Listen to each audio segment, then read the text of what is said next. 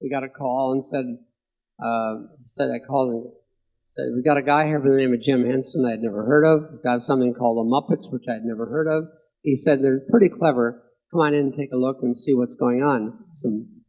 So I went in, and they played some tapes and film back from all of this stuff, and animation and so forth. And I was totally blown away from the first moment that I started looking. And I thought, to heck with that teenage thing, this is what I want to do, because it was obvious from the very, very beginning this was going to be a very unique and incredible show. So I didn't really ever quote-unquote audition.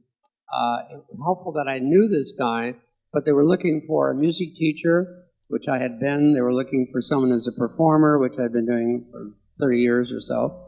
So we did some test pilot shows, and I survived those. A couple of the other initial cast members didn't, but we ended up with Will Lee as Mr. Hooper, Loretta Long as Susan, Matt Robinson as Gordon, and myself, the 4 original cast members.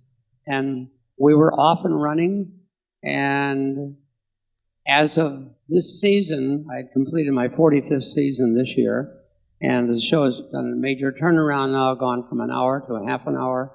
HBO is being involved also, and so they let all of the original cast members go, with the exception of Alan Muraoka, who's still on the show. He's probably 20 years younger than the rest of us, and Chris Knowling, who's also young.